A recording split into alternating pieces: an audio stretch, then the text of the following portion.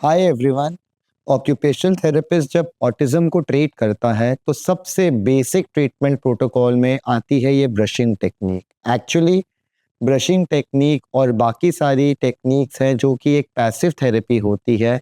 एक ऐसी थेरेपी जहाँ पे जितना भी पार्टिसिपेशन होता है वो थेरेपिस्ट का होता है और जो बच्चा होता है उसे सिर्फ उस सेंसरी इनपुट को लेना होता है।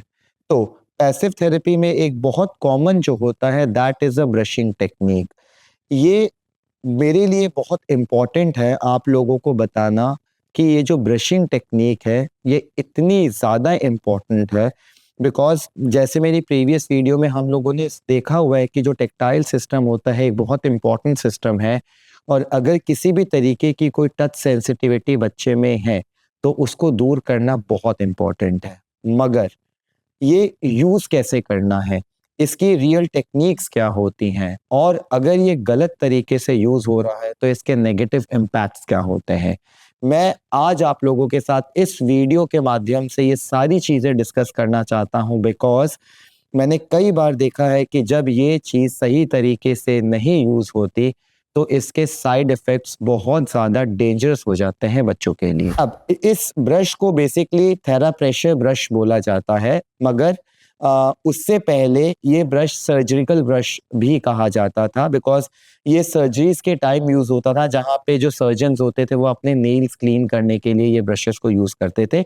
बहुत सॉफ्ट ब्रिसल वाला ब्रश है और ये आप बॉडी के किसी भी पार्ट में अगर इसको यूज़ करेंगे तो आप देखेंगे कि बच्चा बहुत कंफर्टेबल होता है, लाइक उसके स्किन में कोई प्रॉब्लम नहीं आएगी। तो इस ब्रश को हम विल्बागस ब्रश कह सकते हैं, इस ब्रश को हम थेराप्रेशर ब्रश कह सकते हैं और इस ब्रश को हम सर्जिकल ब्रश भी कह सकते हैं। नाउ ये ब्रश जो है पहली बार जिस ऑक्यूपेशनल थेरेपिस्ट ने यूज किया था उनका नाम था विल बार्गर्स। अब कई बार विल बार्जर्स कहते हैं, कोई विल बार्गर्स कहते हैं, इट्स अप टू यू। तो ये ब्रश सबसे पहले उन्होंने यूज किया था और जब उन्होंने ऑटिज्म में यूज किया तो उन्होंने देखा कि कई बच्चों में, नॉट सब बच्चों में मगर कई बच्चों में इसने बहुत अच्छे इम्पैक्ट दिखाए थे। इनफैक्ट रिलैक्स हुए थे कई बच्चे। अब सवाल ये उठता है क्या क्या ये ब्रशिंग सभी ऑटिस्टिक बच्चे को देनी चाहिए या नहीं देनी चाहिए। अपने 17 साल के एक्सपीरियंस में मैं आप लोगों को ये बोलूंगा बिल्कुल भी नहीं। ये हर एक बच्चे के लिए नहीं बना बिकॉज अगर हम किसी भी तरीके से ब्रश को यूज करते हैं तो हमें 2 या 3 असेसमेंट्स बहुत डीपली करने चाहिए। फर्स्ट, क्या बच्चे का टेक्टाइल सिस्टम हाइपर साइड में है या हाइपो साइड में है। अगेन आप अगर मेरी वीडियो टेक्टाइल सिस्टम में देखेंगे तो मैंने ये डिटेल में बताया है कि हाइपर सेंसिटिविटी क्या होती है और हाइपो सेंसिटिविटी क्या होती है। तो सबसे पहले चीज़ हम ये देखते हैं। सेकेंड चीज़ जो हम देखते हैं, इनफैक्ट जो मैं देखता हूँ वो है कि बच्चे का प्रेशर नीड कितनी है, वो weather he is a proprioceptive Sikar और नॉट। बिकॉज ब्रशिंग टेक्निक इस पे भी डिपेंड करती है कि बच्चा प्रोप्रियोसेप्टिव सीकर है या टेक्टाइल सीकर है। तो ये दो चीज़ें हैं जो मेरे लिए बहुत ज़्यादा इम्पॉर्टेंट है। थर्ड, इसके नेगेटिव इम्पैक्ट की अगर मैं बात करूँ तो कई बार अगर आप इसको गलत तरीके से यूज़ करेंगे तो आप देखेंगे कि बच्चे की हाइपर एक्टिविटी, बच्चे की लाफिंग, बच्चे की स्टेबिलिटी, बच्चे के फिजिटी मूवमेंट्स या टिक्स इंक्रीज हो जाते हैं। तो पेरेंट्स, आज मैं थोड़ा सा डिटेल में आप लोगों के साथ डिस्कस करूंगा कि किस किस केस में किस किस तरीके की ब्रशिंग होनी चाहिए। लेकिन मेरी एक रिक्वेस्ट है, वीडियो देख के सुनना बहुत आसान है लेकिन आप कभी भी कोई भी सेंसरी ट्रीटमेंट अपने बच्चे को दे रहे हैं तो प्लीज़ अपने ऑक्यूपेशनल थेरेपिस्ट के साथ कंसल्ट करें। बिकॉज ये चीज़ें दिखती आसान हैं लेकिन अगर आप प्रॉपर तरीके से नहीं करेंगे तो आपको बहुत ज़्यादा नेगेटिव इम्पैक्ट्स दिखेंगे। ब्रशिंग टेक्निक डिपेंड करती है कि आपके बच्चे का सेंसरी अवेयरनेस कैसा है। कई बार क्या होता है कि बच्चे हाइपर एक्टिव साइड में होते हैं जहाँ पे कि बोला जाता है कि वो बहुत ज़्यादा सेंसरी ओवरलोड है उनमें। तो अगर बच्चे में सेंसरी ओवरलोड बहुत ज़्यादा है तो उस केस में हम ट्राई करते हैं कि जो हम सेंसरी इनपुट दे रहे हैं वो बहुत सॉफ्ट, जेंटल होना चाहिए, रिदमिक होना चाहिए और स्लो होना चाहिए। बिकॉज अगर हम स्लो मूवमेंट्स नहीं देंगे, चाहे वो कोई भी सेंसरी इनपुट हो, अगर वो वेस्टिबुलर इनपुट है या प्रोप्रियोसेप्टिव है या टेक्टाइल है या कोई भी दे रहे हैं, तो उसमें हम लोग बेसिकली टारगेट करते हैं कि हम जेंटल मूवमेंट्स दें। जेंटल मूवमेंट से जब ब्रेन में इनपुट जाएगा वो ब्रेन उस इनपुट को प्रॉपर तरीके से प्रोसेस कर पाएगा। और अगर आप किसी रफ तरीके से या जल्दबाजी में ब्रशिंग देने का ट्राई करेंगे तो हो सकता है कि ब्रेन उस चीज़ को प्रॉपर्ली प्रोसेस ना करे और बच्चा इरिटेट हो और आपको बिहेवियर इश्यूज़ दिखाए। तो अगर बच्चा हाइपर एक्टिव है तो मैं बेसिकली ट्राई करता हूँ कि ब्रशिंग थोड़ी-सी डीप होनी चाहिए, प्लस ब्रशिंग बहुत स्लो और कांस्टेंट होनी चाहिए। लेकिन अगर बच्चा हाइपो साइड में है, अब यहाँ पे मैं अगेन आपको 2 चीज़ें बताना चाहूँगा। कई हाइपो एक्टिव बच्चे होते हैं जो प्रोप्रियोसेप्टिव सीकर्स होते हैं, जो कि प्रेशर सीकर्स होते हैं। तो उस केस में अगर मैं पर्टिकुलरली हाइपो प्रोप्रियोसेप्टिव की बात करूँ या फिर जो सीकर्स की बात करूँ, उस केस में मेरी जो ब्रशिंग की टेक्नीक है, जो मैं आपको एक्चुअली अभी बताऊँगा, तो वो टेक्नीक अलग होती है बिकॉज़ मुझे वहाँ पे प्रेशर देना है मसल्स में। मगर कई बच्चे होते हैं जो हाइपो एक्टिव होते हैं। हाइपो एक्टिव का मतलब है कि वो लो स्टिमुलेटरी होते हैं लेकिन उनका प्रोप्रियोसेप्टिव इतना ज़्यादा सीकर नहीं होते। तो उस केस में मुझे उस बच्चे को जगाना है। तो वहाँ पे शायद डीप ब्रशिंग काम नहीं आएगी। तो आइए हम देखते हैं कि किस लेवल पे हमें कैसे ब्रशिंग करनी है। अब सबसे बेसिक चीज़ ना मैं ग्रिप को लेके चलता हूँ। यहाँ पे आप एंड मैं आपसे एक रिक्वेस्ट करूँगा कि आप प्लीज़ अपने ऑक्यूपेशनल थेरेपिस्ट से इन सब चीज़ों को सीखें बैठ के।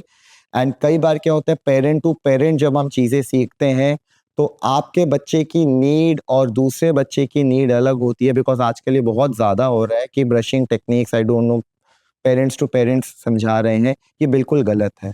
तभी शायद बच्चे में नेगेटिव इम्पैक्ट्स आते हैं। तो प्लीज़ जो ऑक्यूपेशनल थेरेपिस्ट इसको कर रहे हैं, आप उनसे ज़्यादा क्लियरली सीख सकते हैं। मीनवाइल हम वापस आते हैं अपने इस चीज़ में। सो बेसिकली होता क्या है, हम सबसे इम्पोर्टेंट चीज़ होती है डायरेक्शन बिकॉज़ हम लोग ये कहते हैं कि जब आप ब्रशिंग करेंगे तो आप एक डायरेक्शन में कराएँगे। रीज़न क्या है?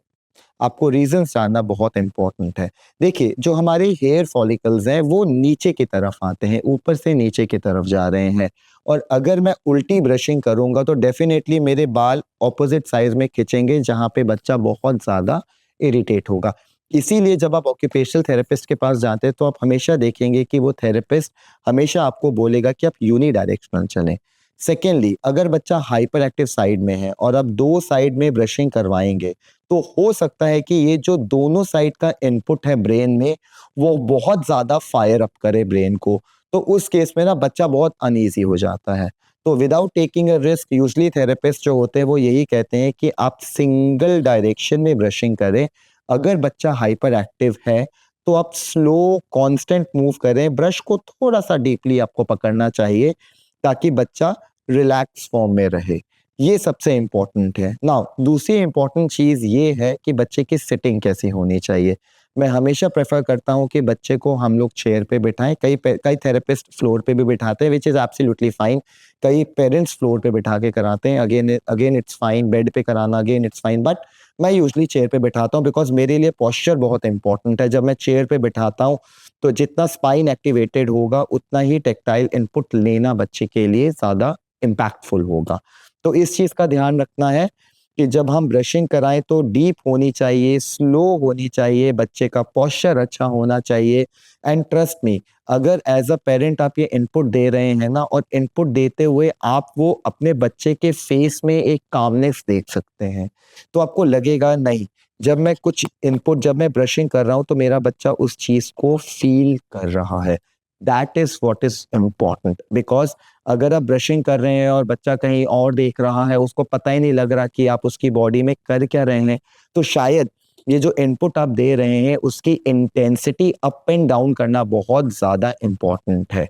तो अगेन बहुत इम्पोर्टेंट है जब हम ब्रशिंग कर रहे हैं, तो बच्चा पूरा ओरिएंटेड होना चाहिए, बच्चे को पता होना चाहिए कि मेरे किस बॉडी पार्ट में हो रहा है।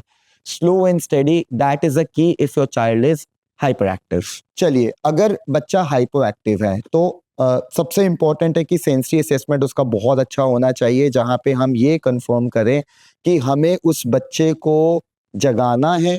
जगाने का मतलब ये होता है कि अगर वो बच्चा बहुत लेथार्जिक है और कहीं न कहीं जब हम सेंसरी प्रोफाइल भरते हैं या फिर जब हम सेंसरी इनपुट देखते हैं, तो कहीं न कहीं अगर मुझे लगता है कि अगर टैक्टाइल इनपुट देने से वो थोड़ा-सा ओरिएंट हो रहा है, तो वहाँ पे ब्रशिंग टेक्नीक बिल्कुल ही अलग हो जाएगी। तो यहाँ पे मैं डीप ब्रशिंग में नहीं जाऊँगा बिकॉज़ बच्चा ऑलरेडी हाइपो साइड में है, वो ऑलरेडी लेथार्जिक है। तो उस केस में मैं ट्राई करूँगा कि मैं इतना ज़्यादा फ़र्म प्रेशर ना दूँ, मेरा प्रेशर कम होगा ताकि जो उसके स्किन के रिसेप्टर्स हैं, रिसेप्टर्स होते हैं वो सेल्स जो ब्रेन तक मैसेज पहुंचाते हैं, जो उसके स्किन के रिसेप्टर्स है, जो उसके स्किन के सेल्स है वो एक्टिवेट हो। तो ये बेसिकली बहुत मेजर डिफरेंस होता है। अगेन पेरेंट्स, ये शायद सुनने में आपको बहुत आसान लग रहा है मगर इतना आसान होता नहीं है। एनीवेज, तो अगर बच्चा हाइपो एक्टिव है और मुझे उसको करना है तो शायद मैं उसमें उस केस में उसको दोनों साइड में ब्रशिंग करूंगा। यहाँ पे मेरी ब्रशिंग थोड़ी सी लाइट होगी ताकि बच्चे फील करे, बिकॉज वो हाइपो है तो शायद लाइट टच यहाँ पे उसको थोड़ा सा एक्टिवेट करेगा। एंड हो सकता है कि यहाँ पे मैं स्पीड भी बढ़ा दूं, डिपेंडिंग अपॉन कि बच्चा रिस्पॉन्ड कैसे कर रहा है इस ब्रशिंग में। एंड सेकेंडली डिपेंडिंग अपॉन कि बच्चे का आफ्टर ब्रशिंग रिस्पॉन्सेस कैसे आ रहे हैं, लाइक ब्रशिंग करने के बाद क्या वो आपको ज्यादा स्टिमुलेटेड दिख रहा है या नहीं दिख रहा। तो ये चीज अगर करनी है तो अगर आपका बच्चा थोड़ा लेथार्जिक फॉर्म में है, जहाँ पे वो लेटा रहता है, जहाँ पे आपको लगता है कि यार ये इतना लेथार्जिक है, इसको थोड़ा एक्टिवेट करना है, तो उस केस में ब्रशिंग टेक्निक आपकी फास्ट होनी चाहिए। 2 वेज आप करवा सकते हैं उसको, एंड टच आपका लाइट होना चाहिए। मगर अब जो थर्ड केस है जहाँ पे बच्चा हाइपो एक्टिव है, जहाँ पे वो सुस्त है लेकिन वो प्रेशर बहुत ज्यादा सीख कर रहा है, तो उस केस में अगर आप मुझसे पूछोगे तो ब्रशिंग इतनी ज़्यादा इम्पैक्टफुल नहीं रहेगी। लेकिन फिर भी बिकॉज हम ब्रशिंग की बात कर रहे हैं तो हम ये देखते हैं कि अगर हम ब्रशिंग करा रहे हैं तो हम कैसे कराएंगे। तो उस केस में मैं बेसिकली पेरेंट्स को ये कहता हूँ कि शायद उसको प्रोप्रियोसेप्टिव सीकिंग है तो शायद उसको हमारे मसाजेस ज़्यादा इम्पैक्टफुल रहेंगे। तो पहले आप उसको मसाज करिए, उसका सिस्टम को एक्टिवेट करिए, एंड देन उसमें भी आप बहुत स्लो, डीप, कांस्टेंट ब्रशिंग करेंगे यहाँ पे। एंड देखिए कि वाइल ब्रशिंग करते हुए बच्चा अपने पार्ट को देख रहा है या नहीं देख रहा। कई बार क्या होता है जब बच्चे प्रोप्रियोसेप्टिव सीकर्स होते हैं ना, वो ब्रशिंग में इतना अच्छा रिस्पॉन्स नहीं दिखाते हैं, उनका रिस्पॉन्स प्रेशर्स में देने में ज्यादा मतलब बेटर आता है। तो बट कोई हार्म नहीं है ये ब्रशिंग देने का। तो बेसिकली अगेन मेरा कहने का मतलब है कि पहले आपको ये चीज देखनी है आपका बच्चा हाइपर सेंसिटिव है या हाइपो सेंसिटिव है towards the touch and proprioceptive, पहला। दूसरा, ये जो टेक्निक्स हैं ये टेक्निक्स यूज करने से पहले आपको ये देखना है कि जब आप ब्रशिंग करते हैं तो आप 1 वीक उस ब्रशिंग का इम्पैक्ट देखिए कि क्या कोई नेगेटिव इम्पैक्ट तो नहीं आ रहा। बिकॉज नेगेटिव इम्पैक्ट्स में आपको क्या दिखेगा, नेगेटिव इम्पैक्ट्स में आप देख सकते हैं कि द मोमेंट आप लोगों ने ब्रशिंग स्टार्ट की तो बच्चे की लाफिंग इंक्रीज हो गई है, ब्रशिंग स्टार्ट की तो बच्चा और अनस्टेबल या हाइपर हो गया है। द मोमेंट आप ब्रश लेके आते हैं बच्चा बहुत ज्यादा इरिटेट हो रहा है और हम जबरदस्ती ब्रशिंग उस पर करते ही जा रहे हैं विदाउट नोइंग कि वो इरिटेट हो क्यों रहा है। या फिर बच्चा ब्रशिंग के बाद आप देख सकते हैं शायद और डिफेंसिव हो गया, उसको कपड़े पहनने की प्रॉब्लम ज्यादा हो गई है, द मोमेंट हम उसको टच कर रहे हैं तो वो ज्यादा अनईजी हो रहा है। तो ये नेगेटिव्स होते हैं ब्रश के। ब्रश हमेशा पॉजिटिव रिजल्ट्स देगा ऐसा कंफर्म नहीं है, अगर आप तो गलत तरीके से करवाएंगे तो इसका नेगेटिव इम्पैक्ट भी आएगा। सो पेरेंट्स, आई होप कि ये वीडियो आपको समझ आई हो। तो प्लीज पहले अपने बच्चे को समझिएगा एंड दिस ब्रशिंग आप उस हिसाब से करवाइएगा। वेलबागस ब्रश को डीप करवाना है, स्लो करवाना है या फास्ट करवाना है, ये आप देखिएगा। और मेरा बस यही कहना है कि अपने थेरेपिस्ट को, बिकॉज आप जैसे ओटी के सेशंस लेते हैं तो जैसे वो 1.5 2 हफ्ते 3 हफ्ते लेते हैं तो आपको ये आंसर आपके थेरेपिस्ट क्लियरली दे सकते हैं कि आपको किस तरीके की ब्रशिंग ज्यादा यूजफुल रहेगी। एंड पेरेंट्स, एक और चीज, brushing is always followed by joint compression. अगर प्रोप्रियोसेप्टिव नीड्स हाई हैं या डीप मसाज के साथ कर सकते हैं, या फिर आप इस पे वेस्टिबुलर इनपुट डाल सकते हैं, लाइक रिदमिक बाउंसिंग हो गई या भी किसी तरीके से वेस्टिबुलर इनपुट डाल सकते हैं। डिपेंड करता है कि आप कौन सा सेंसरी इनपुट इंटीग्रेट करना चाहते हैं उस बच्चे के लिए।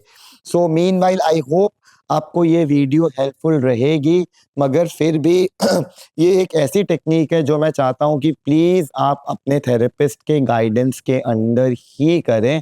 बिकॉज एक चीज़ बहुत इम्पॉर्टेंट है कि इसके नेगेटिव इम्पैक्ट्स नहीं आने चाहिए। अगर पॉजिटिव नहीं आए तो चलो कोई बात नहीं, मगर इन सब चीज़ों के नेगेटिव इम्पैक्ट से आपको बचना है। तो प्लीज़ मैं यही चाहता हूँ कि इस वीडियो को आप ज़्यादा से ज़्यादा शेयर करें, बिकॉज ये एक ऐसा ट्रीटमेंट है जो हर पेरेंट अपने बच्चे को दे रहा है। और मैं चाहता हूँ कि it's better not to give if you are giving in a wrong way. Thank you.